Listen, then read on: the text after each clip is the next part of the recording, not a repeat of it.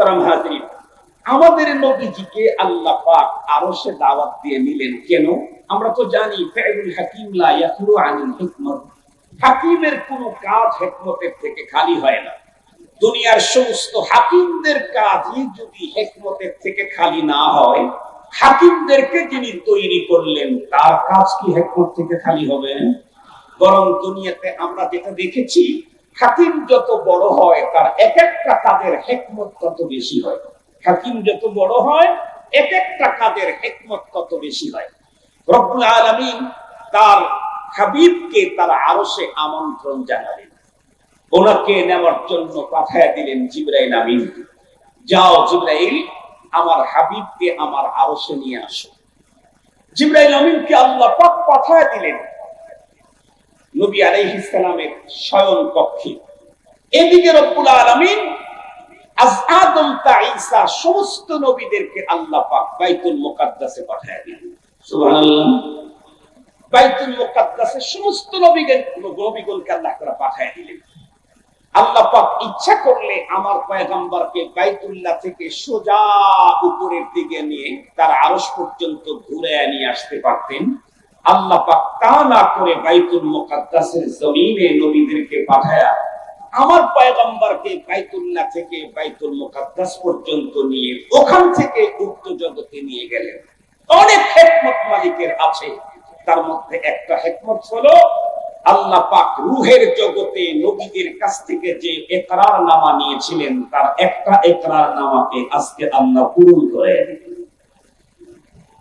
নাইলে এখান থেকে ডাইরেক্ট আসমানে নিয়ে দিলেন, বাইতুল মুকাদ্দাসে নেওয়ার জরুরত ছিল। আল্লাহ পাকের কোরআনে তো আল্লাহ তাআলা বলেছেন, সুবহানাল্লাযী আসরা বিআবদিহি লাইলাম মিনাল মাসজিদিল হারাম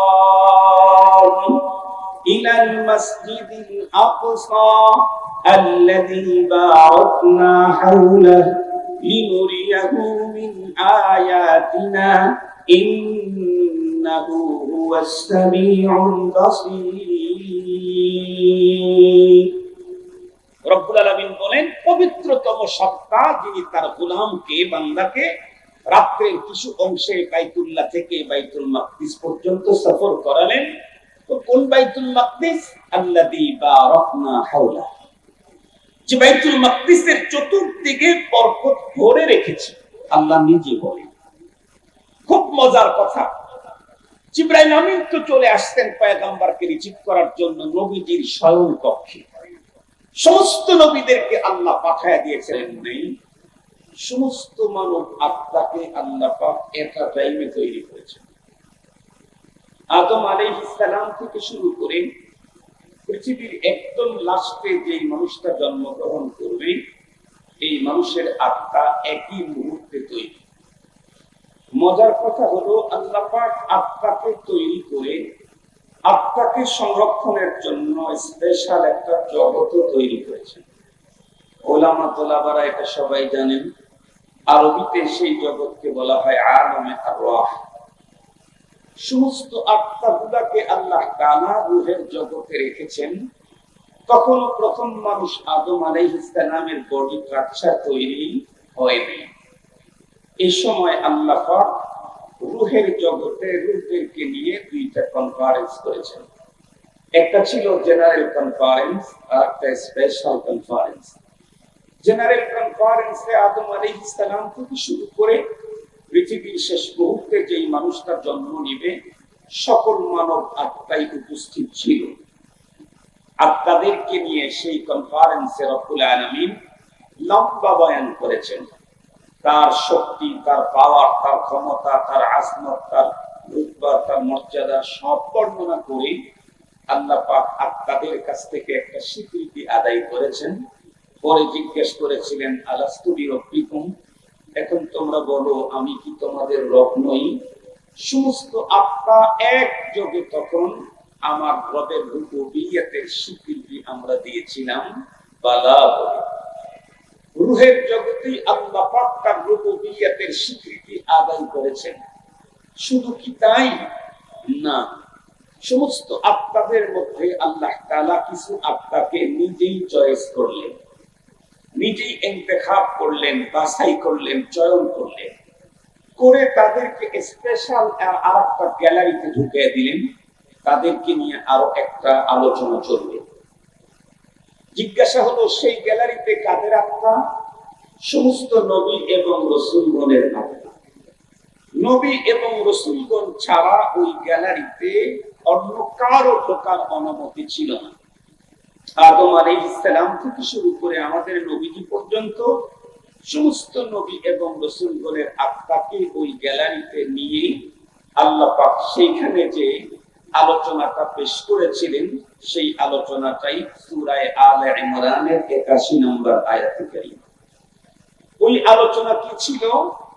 ওই আলোচনা ছিল আমাদের নবী, বিশ্ব নবী, সর্বশ্রেষ্ঠ নবী, সর্বশেষ নবী জনাবে মুহাম্মদুর রাসূলুল্লাহ সাল্লাল্লাহু আলাইহি ওয়াসাল্লামের রিসালাতের স্বীকৃতি আদায়।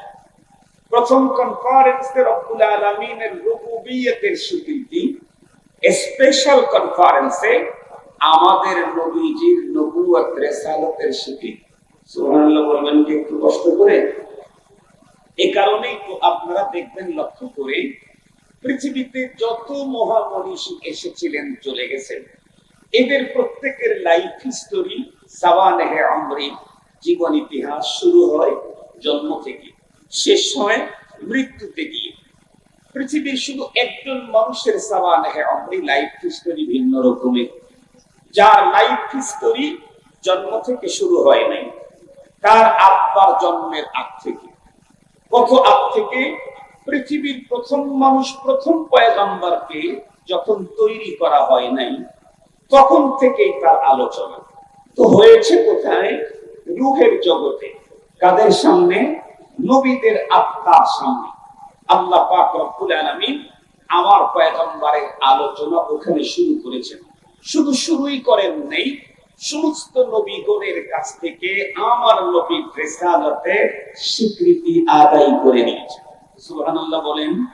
আল্লাহ তাআলা বলেন, ওয়া ইয আখাযাল্লাহু মিসাকান নাবিয়্যিন। স্মরণ করুন ওই মুহূর্তটাকে যখন আল্লাহ পাক নবীদের কাছ থেকে ওয়াদা নিলেন, প্রতিশ্রুতি নিলেন, অঙ্গীকারনামা নিলেন। কি? লামা আতাইতুকুম মিন কিতাবিন ওয়া হিকমা, আমি আপনাদেরকে কিতাব দেব, হিকমত দেব, ইলম দেব, নবুয়ত দেব, রিসালাত দেব। তবে একটা কথা আছে, কি? সুম্মা জাআকুম রাসূলুম মুসাদ্দিকুন লিমা মাআকুম। সুম্মা ব্যাপারে আমরা প্রত্যেকই জানি, সুম্মা লিতারাফি। সুম্মার ভিতরে দুইটা তরজমা পাওয়া যায়, একটা হলো তাখির আর একটা হলো আখির। একটা কি বলেন? তাখির আর একটা হলো আখির। সুম্মা মানে দেরিতে আসা, সুম্মা মানে শেষে আসা। জাআনিল কওম সুম্মা যাইদু, সব লোক এসেছে, দেরিতে একদম লাস্টে আসতে যায়। এই লাস্টে এবং দেরিতে বোঝাবার জন্য সুম্মা ব্যবহার হয়। খুব মজার কথা শুনেন, একটু পরে একটু মজা লাগবে। তো আল্লাহ বলেন, সুম্মা জাআকুম, আপনাদেরকে নবুয়ত রিসালাত দেওয়ার পরে শেষে গিয়ে একজন রাসূল আসবে। সে রাসূল কি করবেন? মুসাদ্দিকুল লিমা মাআকুম, যিনি আপনাদের নবুয়ত রিসালাত ইলম আর হিকমতকে তাসদীক করবেন। তো আপনাদের কাছ থেকে আমি যেটা চাচ্ছি সেটা হলো লা তুমিনুন্না বিহি ওয়া লা তানসুরুন্না। সমস্ত নবীগণ আপনারা বলেন, আপনারা সেই শেষ নবীর প্রতি ঈমান আনবেন এবং অবশ্যই তাকে সাহায্য করবেন। এই কথা বলে আল্লাহ পাক আবার বলেন, ক্বালা আআকারতুম ওয়া আখাযতুম আলা যালিকুম ইসরি, আপনারা কি আমার এই অঙ্গীকারনামাকে গ্রহণ করলেন? আমাকে কি প্রতিশ্রুতি আপনারা দিলেন? সমস্ত নবীর আত্মা একসঙ্গে তখন বলেছিলেন, ক্বালু আকরারনা, আয় আল্লাহ আমরা অঙ্গীকারনামা দিলাম। আল্লাহ পাক তখন বলেন, ফাশহাদু ওয়া আনা মাআকুম মিনাশ শাহিদিন, আপনারাও সাক্ষী থাকেন, আপনাদের সাথে আমিও সাক্ষী রইলাম। এ হলো তেলাওয়াতকৃত আয়াতে কারিমার সরল তর্জমা। আমি যে বিষয়টা আপনাদের খেদমতে পেশ করতে যাচ্ছি সেটা দুইটা জিনিস। মূল জিনিস হলো প্যালেস্টাইন, ফিলিস্তিন, গাজা, বাইতুল মাকদিস। মাঝখানে আরেকটা কথা যেটা আমাদের জন্য জরুরি, ওই কথাটা বোঝার জন্য খুব ঠান্ডা মাথায় বুঝবেন। তো আল্লাহ পাক নবীদেরকে কি বললেন? আপনাদেরকে নবুওয়াত, রিসালাত, ইলম, হিকমত, কিতাব দেব। তবে একটা কাজ আছে, সেটা হলো আমি সবার শেষে একজন নবী পাঠাবো, রাসূল পাঠাবো, তার প্রতি আপনাদের ঈমান আনতে হবে। সমস্ত নবীগণ এই ওয়াদা আল্লাহকে দিয়ে দিলেন। কিন্তু একটু ভাববেন কি, সমস্ত নবীগণ আল্লাহ পাকের কাছে আখিরি নবীকে প্রতি ঈমান আনার সাহায্য করার ওয়াদা দিলেন। কিন্তু ঈমান আনার সাহায্য করতে চাইলে তো স্বাভাবিকভাবে আমরা যেটা বুঝি সেটা হলো, ধরেন এই আজকে আল আমিনের প্রোগ্রামে এসেছি, কোন একজন ছেলেকে আমাদের খেদমতে দিয়েছে, তো আমি আসলাম ধরেন রাত্রি 10টায়, আর ওই ছেলেটা সন্ধ্যে 4টা বাজে এসে চলে গেল আমার আগেই, তাহলে এই ছেলে কি আমার খেদমত করার কোন সুযোগ পাবেন? আর একটু জোরে বলেন। খেদমত করতে চাইলে আমার সময় তার সময় হতে হবে এবং তারপরে আমাকে থাকতে হবে। এই দুইটা জিনিস জরুরি, তাহলে সে আমার খেদমত করতে পারবে। তার সময় আমার সময় ভিন্ন, সে আমার খেদমত করবে কেমনে, আমার প্রতি ঈমান আনবে কেমনে, আমাকে সাহায্য করবে কেমনে? তারপরে আবার সে অনেক আগেই চলে গেল আমার। আল্লাহ পাক সমস্ত নবীগণের কাছ থেকে আমার নবীর প্রতি ঈমান আর নুসরতের ইকরার নামা রূহের জগতে নিলেন, অথচ রব করলেন কি? সমস্ত নবীদের ভিতরে সর্বশেষ নবী যিনি আসছেন আমাদের নবীর আগে, হযরত ঈসা আলাইহিস সালাম, ওনাকেও আল্লাহ পৃথিবী থেকে উঠায় নিয়ে গেছেন আমার নবী পৃথিবীতে আসার 500-550 বছর আগে। তার মানে অনেক পরে, সুম্মা জাআকুম, তাখির আখির, দেরিতে আসছেন, লাস্টে আসছেন। অথচ ওনাদের কাছ থেকে আল্লাহ পাক ইকরার নামা নিলেন আমার নবীর প্রতি তারা ঈমান আনবে আর সাহায্য করবে। এটি কি করে সম্ভব? মুহতারাম হাজিরিন, এই বিষয়টা আপনাদের জেহেনে ঢুকায় দিতে পারলে পরবর্তীতে প্যালেস্টাইন, ফিলিস্তিন, ইসরায়েল আর গাজা সম্পর্কে কিছু কথা আমাদের বোঝাটা অত্যন্ত সহজ। মুহতারাম হাজিরিন, আমরা প্রত্যেকেই জানি, অনেক সময় আমরা দুনিয়াতে দেখি এলাকার দুই গ্রুপ খুব স্ট্রং, টান টান উত্তেজনা কোনো একটা বিষয় নেই। এমপি সাহেব চিন্তা করলেন যদি লেগে যায় তাহলে এলাকার বড় ক্ষতি হবে, এই জন্য উনি এক সময় দিন দিলেন যে আমি তোমাদের বিষয়টা একটু মিউচুয়াল করে দেব। শেষ পর্যন্ত দুই দিকে দুই গ্রুপ বসলো, সিদ্ধান্ত একটা ফাইনাল হয়ে গেল। এমপি যখন ডেকে বলল একজনকে যে যে সিদ্ধান্ত হয়েছে এই গ্রুপ থেকে এই জিনিসটা ওই গ্রুপের হাতে পৌঁছে দাও, কিন্তু সেটা দিবে হলো এই গ্রুপ আগামী মাসের 15 তারিখে। এমপির আবার রাষ্ট্রীয় কাজে তাকে 10 তারিখেই দেশ ছেড়ে দেশের বাইরে যেতে হচ্ছে। তখন উনি কি করবেন? উনি একজনকে জিম্মাদারি দিলেন, শোন, সিদ্ধান্ত তো 15 তারিখে হলো, আমি তো 10 তারিখে দেশের বাইরে চলে যাব, তো এই কাজটা আমার পক্ষ থেকে তুমি করে দিও। ওই লোকটি তখন অপারগতা প্রকাশ করে, বলে ভাই বা এমপি মহোদয়, আমি এটা করতে পারবো না। কেন? আমার চাইতে ওনারা অনেক স্ট্রং, তারা আমার কথা, আমার ফয়সালা মানবেন। এমপি তখন রাগান্বিত হয়ে কি বলে, এই ফয়সালা কি তুমি দিয়েছো না, ফয়সালা তো আমি দিয়েছি, কে মানবে না না মানবে সে ব্যবস্থা আমি করতেছি, আমি বলছি তুমি এটা গ্রহণ করো, মানা না মানার ব্যবস্থা আমার হাতে। এই কথা বলার পরেই বলুন তো দেখি ওই দুই গ্রুপের ভিতরে একটা ভীতি কাজ করে না করে না? এখন এই লোকটা নিরাপদে সে দায়িত্ব গ্রহণ করে। কেন? দায়িত্ব নেওয়া আবার কাজ, দায়িত্ব পূরণ করাবার যত ব্যবস্থা সব এমপি মহোদয় করে দিবেন। ছোট্ট একজন এমপি যদি অনুপযুক্ত লোককে দিয়ে এত বড় কাজ তার পাওয়ারের মাধ্যমে করায় দিতে পারেন, সব এমপি কে যিনি নাপাক পানি দিয়ে তৈরি করে পাওয়ারের চেয়ারে বসালেন, সেই রব যদি কোনো কিছু দায়িত্ব নেন সেইটা উনি পালন করে দিতে পারবেন না? আর একটু জোরে বলেন। আমাদের কাছে সম্ভব অসম্ভব, রব্বুল আলামিনের কাছে কোনো অসম্ভবের অপশন নেই। সম্ভব অসম্ভব আমাদের জন্য, রবের জন্য কোনো অসম্ভবের অপশনই নেই। রব্বুল আলামিন নবীদের কাছ থেকে ওয়াদা নিয়েছেন, ইকরারনামা নিয়েছেন, নবীগণও দিয়েছেন। এটা পূরণ করার ব্যবস্থা কে করবেন? আল্লাহ। আল্লাহ কেমনে পূরণ করবেন? কেমনে পূরণ করলেন নাকি করবেন? হ্যাঁ, কিছু ওয়াদা পূরণ করায় ফেলেছেন, কিছু ওয়াদা আগামী দিনে পূরণ করাবেন। এই প্রসঙ্গে আমরা প্রত্যেকেই জানি, সমস্ত নবীদের ভিতরে একজন নবীকে কেবল আল্লাহ পাক দাওয়াত দিয়ে তারা আরশে নিয়ে গিয়েছিলেন। উনি যেন কোন নবী? আমাদের নবী, সর্বশ্রেষ্ঠ নবী, কথা বলেন সর্বশেষ নবীর আওয়াজটা জোরে করতে হবে, কারণ বাংলাদেশে কাদিয়ানি ফিতনা আছে না নাই? এজন্য শেষ নবীর আওয়াজটা জোরে করতে হবে। মুহতারাম হাজির, আমাদের নবীজিকে আল্লাহ পাক আরশে দাওয়াত দিয়ে নিলেন কেন? আমরা তো জানি ফাইলুল হাকিম লা ইয়াখলু আনিল হিকমত। হাকিমের কোন কাজ হিকমতের থেকে খালি হয় না। দুনিয়ার সমস্ত হাকিমদের কাজই যদি হিকমতের থেকে খালি না হয়, হাকিমদেরকে যিনি তৈরি করলেন তার কাজ কি হিকমত থেকে খালি হবে? বরং দুনিয়াতে আমরা যেটা দেখেছি, হাকিম যত বড় হয় তার এক একটা কাজের হিকমত তত বেশি হয়। হাকিম যত বড় হয়, এক একটা কাজের হিকমত তত বেশি হয়। রব্বুল আলামিন তার হাবিবকে তার আরশে আমন্ত্রণ জানালেন, ওনাকে নেওয়ার জন্য পাঠায় দিলেন জিবরাইল আমিন। যাও জিবরাইল, আমার হাবিবকে আমার আরশে নিয়ে আসো। জিবরাইল আমিনকে আল্লাহ পাক পাঠায় দিলেন নবী আলাইহিস সালামের শয়ন কক্ষে। এদিকে রব্বুল আলামিন আদম তা ঈসা সমস্ত নবীদেরকে আল্লাহ পাক বাইতুল মুকাদ্দাসে পাঠায় দিলেন। সুবহানাল্লাহ। বাইতুল মুকাদ্দাসে সমস্ত নবীগণকে আল্লাহ তাআলা পাঠায় দিলেন।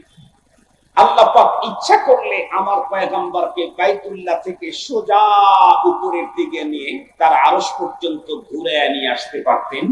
আল্লাহ পাক তা না করে বাইতুল মুকাদ্দাসের জমিনে নবীদেরকে পাঠায়া আমার পয়গম্বরকে বাইতুল্লাহ থেকে বাইতুল মুকাদ্দাস পর্যন্ত নিয়ে ওখান থেকে উক্ত জগতে নিয়ে গেলেন। অনেক হিকমত মালিকের আছে, তার মধ্যে একটা হিকমত হলো আল্লাহ পাক রূহের জগতে নবীদের কাছ থেকে যে ইকরারনামা নিয়েছিলেন তার একটা ইকরারনামাকে আজকে আল্লাহ পূরণ করে দিলেন। নাইলে এখান থেকে ডাইরেক্ট আসমানে নিয়ে দিলেন, বাইতুল মুকাদ্দাসে নেওয়ার জরুরত ছিল। আল্লাহ পাকের কোরআনে তো আল্লাহ তাআলা বলেছেন, সুবহানাল্লাযী আসরা বিআবদিহি লাইলাম মিনাল মাসজিদিল হারাম ইলাল মাসজিদিল আকসা আল্লাযী বারাকনা হাওলাহু লিনুরিয়াহু মিন আয়াতিনা ইন্নাহু হুয়াস সামিউল বাসীর। রব্বুল আলামিন বলেন, পবিত্রতম সত্তা যিনি তার গোলামকে বান্দাকে রাত্রের কিছু অংশে বাইতুল্লাহ থেকে বাইতুল মাকদিস পর্যন্ত সফর করালেন। তো কোন বাইতুল মাকদিস? আল্লাযী বারাকনা হাওলা, যে বাইতুল মাকদিসের চতুর্দিকে বরকত ভরে রেখেছে। আল্লাহ নিজে বলেন। খুব মজার কথা, জিবরাইল আমিন তো চলে আসতেন পয়গম্বরকে রিসিভ করার জন্য নবীজির শয়ন কক্ষে।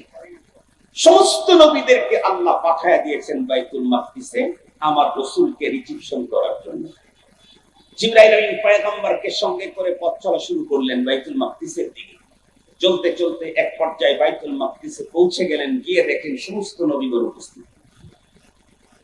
রব্বুল আলামিন জিবরাইল আমিনকে অর্ডার করলেন, জিবরাইল, সমস্ত নবীগণ বাইতুল মাকদিসে হাজির হয়েছে, তাহলে একটা সুন্দর জামাতের সাথে নামাজ হয়ে যায়, জামাতের সাথে নামাজ হয়ে যায়। রব্বুল আলামিন জামাত তো হবে, ইমামের তো অভাব নেই। সাইয়্যিদিনা আবুল বাশার আদম আলাইহিস সালাম থেকে ঈসা পয়গম্বর এবং সর্বশেষ নবী মুহাম্মদুর রাসূলুল্লাহ সাল্লাল্লাহু আলাইহি ওয়াসাল্লাম সবাই আছেন। তো ইমামতি কি করবে? রব্বুল কারীম সহজ কথা এটা, যাকে ঘিরে এই পুরা ইন্তেজাম আয়োজন, উনি থাকতে অন্য কেউ ইমামতি করার যুক্তি কোথায় নাই। ঠিক আছে, তো ইমামতি তো এখন হবে নামাজ হবে, আজানও কি হবে? খতিব বলেন আজান হবে। তো আজান কে দিবে? রব্বি করিম জানায় দিলেন, ইমামতি যেহেতু নবী কোন শিরোমণি করবেন, সঙ্গত কারণে আজান মুয়াজ্জিনটা ফেরেশতা কোন শিরোমণি জিবরাইল করলেই ভালো। নবী কোন শিরোমণি ইমাম, ফেরেশতা কোন শিরোমণি মুয়াজ্জিন। হযরতে জিবরাইল আমিন আজান দেওয়া শুরু করছেন। আল্লাহু আকবার, আল্লাহু আকবার। বলেন তো দেখি মাসআলা কি? আজানের জবাব দুই রকমের, একটা হলো কওলি আর একটা ফেলি আমল। আজানের আমলি জবাব এটা তো ফরজ। আজানের আমলি জবাব হলো মুয়াজ্জিন ডাকছে হাইয়া আলাস সালাহ, আমলি জবাব হলো নামাজ পড়ে নাও। কওলি জবাব মৌখিক জবাব, এটা সুন্নাত এবং অনেক দামি সুন্নাত, অনেক দামি সুন্নাত। তো জিবরাইল আমিন আজান শুরু করছেন। আজকের মুসল্লি সমস্ত নবীগণ তারা সামিঈন, ওনারা আজানের উত্তর দিচ্ছেন। উত্তর দিতে কি বলতে হয়? হাদিসে পাকে নবীজি বলেছেন, মুয়াজ্জিন যা বলে তোমরা তাই বলো। তবে কিছু কিছু জায়গায় একটু চেঞ্জ। হাইয়া আলাস সালাহ ফালার সময় লা হাওলা ওয়ালা কুওয়াতা ইল্লা বিল্লাহ, আস-সালাতু খায়রুম মিনান নাওমের উত্তর সাদাক্তা ওয়া বারাকা, ইকামতের সময় ক্বাদ কামাতিস সালাত উত্তর আকামা আল্লাহু আদা। আর এছাড়া মুয়াজ্জিন যা বলে তোমরা তাই বলো। জিবরাইল আমিন আযান শুরু করছেন, আল্লাহু আকবার, আল্লাহু আকবার। নবীগণ উত্তর দিচ্ছেন, আল্লাহু আকবার, আল্লাহু আকবার। জিবরাইল আমিন আযানে বলছেন, আশহাদু আল্লা ইলাহা ইল্লাল্লাহ। সমস্ত নবীগণ উত্তর দিচ্ছেন, আশহাদু আল্লা ইলাহা ইল্লাল্লাহ। এরপরে জিবরাইল আমিন আশহাদু আন্না বলার পরে থমকে গেলেন। কেন? ভাবতেছিলেন কোনটা বলবো। এখানে তো রূহুল্লাহ আছে, খলিলুল্লাহ আছে, সফিউল্লাহ আছে, তারপরে কালিমুল্লাহ আছে, রাসূলুল্লাহ আছে। তো আমি এখন কোনটা বলবো? হযরতে জিবরাইল আমিন আশহাদু আন্না বলার পরে থেমে গেলে রব বললেন, থামলে কেন? সবই তো আছে, কোনটা বলবো? রব্বি করিম জানায়া দিলেন কোনটা বলবে। মানে রাসূলুল্লাহ যেখানে আছে তখন অন্যটা বলার কোনো অবকাশই তো নাই। তো হযরত জিবরাইল আমিন আযানের ভিতরে তখন বললেন, আশহাদু আন্না মুহাম্মাদার রাসূলুল্লাহ। উত্তরে সমস্ত নবীগণ কি বললেন? কথা বলেন না কেন ভাই? উত্তরে সমস্ত নবীগণ বললেন, আশহাদু আন্না মুহাম্মাদার রাসূলুল্লাহ। রব্বুল আলামিন তার প্রিয় হাবিবকে আরশের সফরে নিতেই মাঝ পথে সমস্ত নবীদের